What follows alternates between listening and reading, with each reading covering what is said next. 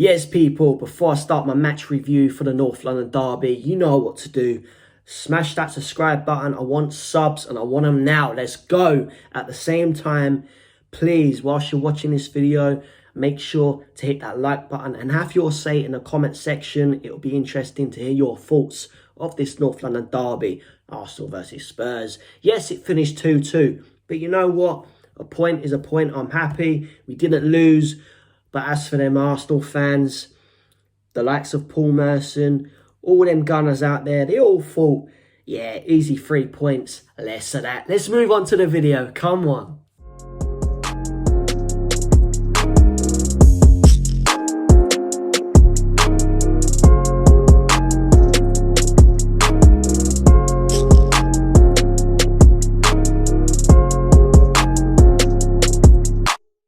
So it finished Arsenal 2, Tottenham Hotspur 2.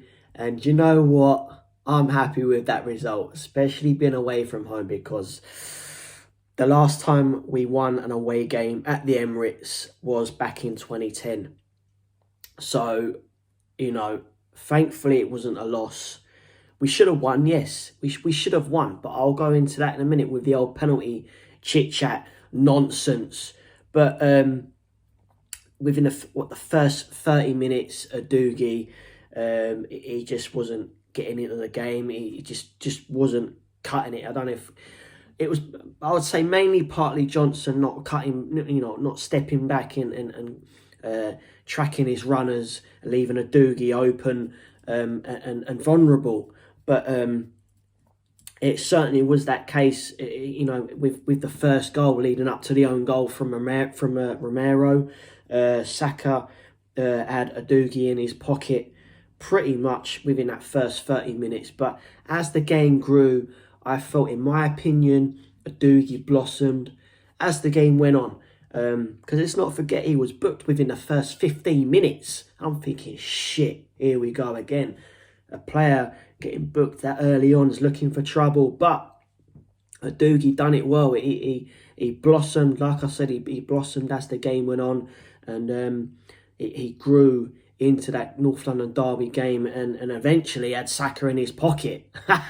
But before that first Arsenal goal, Vicario, he made a fantastic save with Saka when he still had the Doogie in his pocket. He whipped it in, found Gabriel Jesus, who was pretty much in on goal, and Vicario, he pulled off a top-notch save. I really thought it was 1-0 then, but fantastic save there. Vicario throughout that whole game was outstanding. Couldn't fault the guy one bit. In fact, I couldn't fault the whole team. I thought they played fantastic. Basuma, Sarr bossing that central midfield. And let's not forget it. You know what? I actually didn't realise until full time that there was 7 new starters in that North London Derby. And, you know, I know it's still early days. It was only game 6 yesterday. But to me, it feels like that team, because they seem to have gelled so much early on, being only 6 games in, you would have thought they would have played together for a good season and a bit. This, you know, let's not get it twisted, but that's how I felt.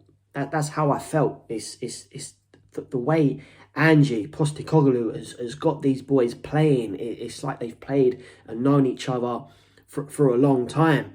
And the Sonny and Maddison link-up play once again, with Madders getting 2 assists, Sonny getting a brace, bagging 2 goals, 2 fantastic goals, by the way. It reminds me of the old Sonny and Kane link-up, but Madders, again, one of the summer signings. I was begging him to come to the lane when he was at Leicester, bagging in the goals and getting the assists, and I'm just so thankful we got Madders. I really am. Going on to the Brennan Johnson, another fantastic player from Forest that we managed to get under our belt. I thought he played freaking good yesterday. I thought he was fantastic, but I thought there was a few hiccups from him where he should have tracked back, and one of them ones was where obviously a Doogie was just in Saka's pocket in that first 30, 15 minutes and leading up to their first goal, Johnson, he just didn't get back in time, and Doogie was on his loan. It was by himself, but it is what it is. But up the other end, Johnson was very unlucky not to equalise and make it 1-1 in that first half. But then shortly after, Madders had Saka in his pocket, whipped it round him, whipped it straight in the box, and who was there? Heung-min Son. Again, just like I said, that link-up play with Sonny and Madders. It was there in that first half to make it 1-1. Fantastic goal. Fantastic. And we needed that goal. We needed that goal just before half-time. And it came.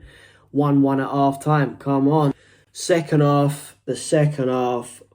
I'm going to get straight onto the penalty talk now. I'm not just saying it because I'm a Tottenham boy. And I've said this time and time again. Honestly. It's a lot of things go against us, and it did yesterday. But please have your say in the comment section about this one. You know, it's this VAR nonsense is getting way out of hand right now. Way out of hand. It's like they pick and choose. They pick and choose, and it was proved with Mike Dean. Was it before the season started? This brand new season started that Mike Dean had that interview. And he actually admitted he was backing his mate to make it easier for him in the Tottenham and Chelsea game. But yesterday, what was Romero supposed to do? What is he supposed to do? You can't defend with your hands behind your back. It's a no-no. It's simple fact. You can't do it. Cannot do it. And it's just Romero was just in one of it. It was just in that defensive natural position. That's how you would defend. He was sliding in. That's how you would slide in. That's how I would do it. That's how you would do it. Come on, what else are you supposed to do? You can't defend with your hands behind your back. It's nonsense talk. But yes, it went to VAR. But then the ref, honestly, he pissed me off so much yesterday. He loves a yellow card, by the way. But come on, man, really. Wasn't a penalty. It was not a penalty. And, you know, for him to look at the screen himself when he should have just called it anyway. It's just pathetic. It really was. But then obviously Saka stepped up, made it 2-1. And then that Saka celebration, that's another one I want to talk about. That Saka celebration. He was celebrating like they won the game. Like the full-time whistle went, like it was 90 minutes. Done and dusted. Arsenal get the 3 points. Less of that. Come on, mate. You don't celebrate like that. Get into your head. Get into your head. In the 54th minute when Saka got that penalty. And then a minute later, if that, Matters. Sonny link-up play once again. Jorginho. Come on, that Jorginho guy. Honestly. Jorginho. Ex-Chelsea.